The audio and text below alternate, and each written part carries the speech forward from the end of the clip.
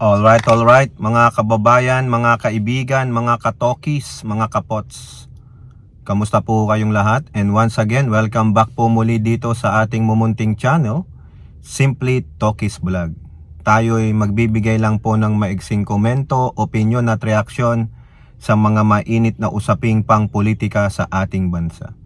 Pag-usapan natin mga kababayan, dalawang bagay ito pong si Representative Benny Abante meron pong hamon sa maagang bigay ng kanyang ambisyon na tatakbong presidente sa 2028. No? At ganun din po, yung ambisyosa na yan ay pwede pong matalo. Kung, if. Yun po ang sabi ng isang political analyst. Alright, so unahin natin mga kababayan, ito pong si Representative Benny Abante.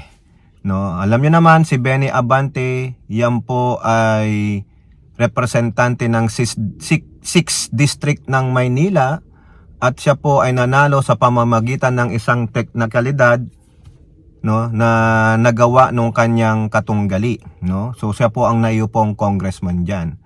No, siya po ay binatikos ng kapatid ng ambisyosang tamulmol ninyong overseas vice president na ano daw po ang moral ascendancy ni Benny Abante na pagsalitaan ng di maganda ang kanyang tamulmol na kapatid na overseas vice president, na sinabi lang naman ni Representative Abante na hindi niya susuportahan si tamulmol Sara Duterte dahil nga sa ginawa nitong pambabastos sa pagkatao ni Representative Abante. O ikaw ba naman, susuporta ka sa ganun, alam mo namang binaboy ka ni hindi nga nag-apologize mga kababayan.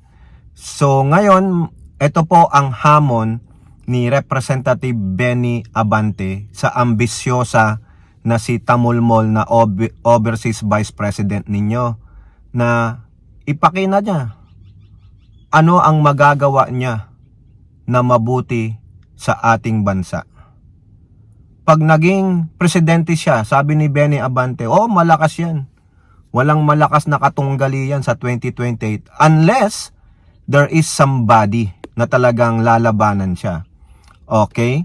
So sabi ni Benny Abante, pakita niya ano yung magagawa niyang mabuti sa ating bansa. Lalong-lalo na sa laban sa korupsyon. Mismong siya may aligasyon ng korupsyon na hindi niya kayang harapin, na patuloy niyang tinatakbuhan. Tapos tatakbo kang presidente at sasabihin mo lalabanan mo ang korupsyon? Napaka-hipokrito mo naman. Napaka-plastic mo nga naman. Hindi mo nga masagot yung mga aligasyon sa'yo. Tapos ikaw sasabihin mo lalabanan mo ang korupsyon, di unahin mo yung sarili mo. 'Di ba? So, tanong dito, ano ang moral ascendancy din niya na sasabihin niya, plataforma niya lalabanan niya ang korupsyon, no? Ikaw nga may bahid ng korupsyon. 'Di ba? Pangalawa, paano mo sasabihin public safety o public order kung ikaw mismo nagbanta ka ng pagpatay sa kapwa mo Pilipino? Nag-hire ka pa ng assassin, di ba? Anong plataforma mo? Yung food security, ano plataforma mo diyan? Sinasabi mo noon nung sinabi ng Pangulo na pwedeng maganap ang 20 pesos per kilo ng bigas.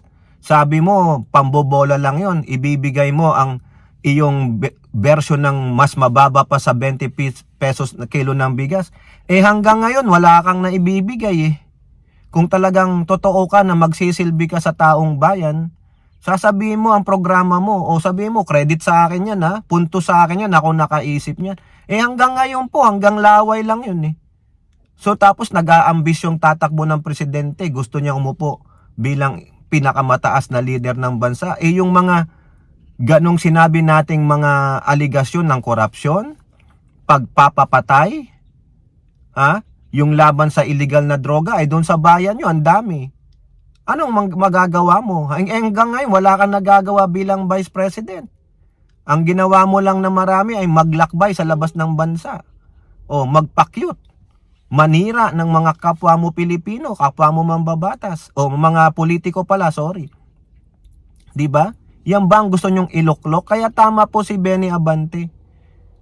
Dapat inilahad mo paano mo lalabanan itong kanser sa ating lipunan na korupsyon, patayan, illegal na droga. Paano mo papaunlarin ng infrastruktura? Ano ang iyong policy?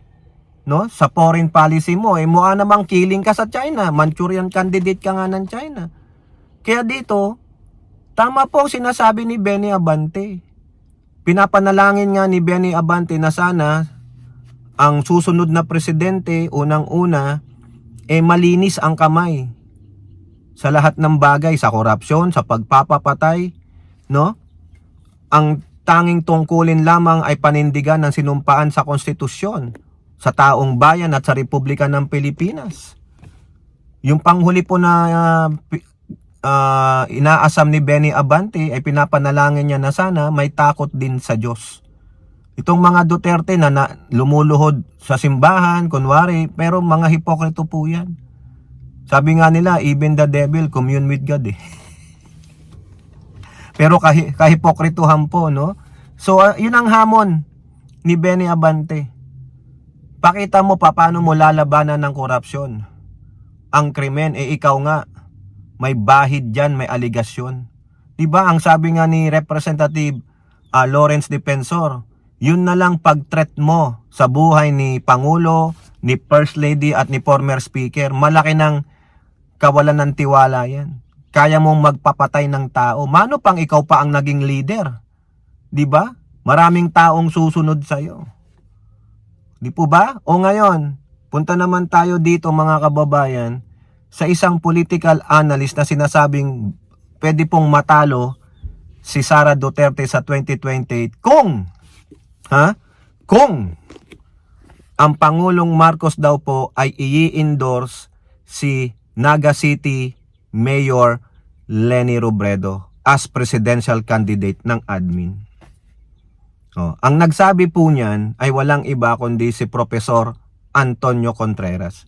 Yun po yung kanyang opinion. Which is sa kanyang opinion napakaganda nun. Mahalaga yun. Dahil nga naman, siyempre, ang Pangulong Marcos, merong mga supporters, lalo na sa North. Kung si Sara Duterte, pwede niyang mahakot daw ang Mindanao, ang Visayas naman, medyo hati-hati yan. Kasi, siyempre, nandiyan pa rin ang mga pro-Marcos, no? Yung mga loyalista, marami po dyan.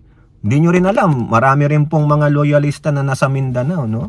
At kung talagang mapapakita sa sambayan ng Pilipino kung gaano po kalukaluka, gaano po kasalaula ang pagkatao ni Sara Duterte, malamang ayaw nyo ng leader na pagtatawanan tayo ng ibang bansa na nagluklok kayo ng baliw na presidente.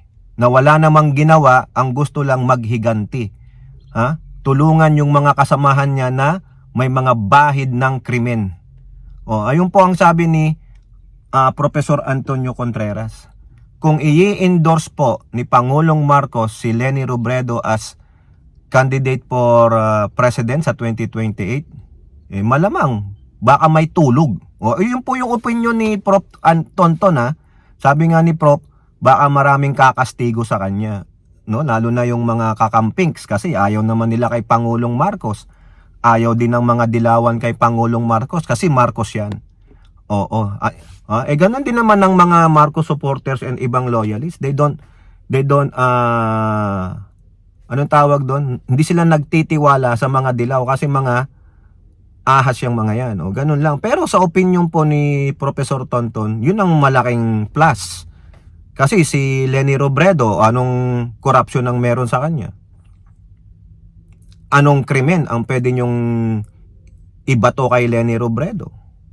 Di po ba? Yun ang isang nakikita nila. Kung si Risa Hontiveros, nako, may issue yan ng PhilHealth. Bubukalkalin yan. No? Si Leni Robredo, ano ba ang kamalian ni Leni Robredo?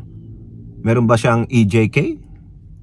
May corruption ba siya during her tenure as Vice President? Ang sasabihin lang ng mga DDS dyan, lutang yan eh. Lutang yan. Hindi naman pwedeng sabihin ng mga DDS o ng mga DICS na hindi pwede ang babae ang mamuno sa bansa. Babae ang kandidato nila. 'Di ba?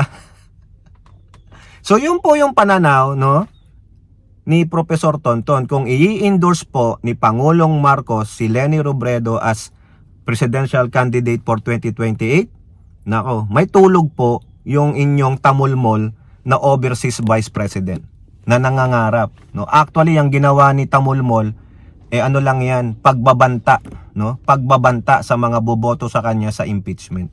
Oo, ibig sabihin, huwag kayong magkamali unless matatapos kayo. Yan ang sabi ng mga followers niya, huwag kayong magkamali. Kung hindi, matatapos kayo. O tinan nyo, yan ba ang gusto nyong presidente? Papatayin ang kapwa Pilipino pag hindi sumunod sa kagustuhan niya. Anong tawag dyan? Malala pa yan sa diktador. Killer of Filipinos yan, ang tawag dyan. O kayo po mga kababayan, ano po ang inyong masasabi? Comment down below and don't forget to like and share. Hope to see you in the next videos. Bye bye, God bless.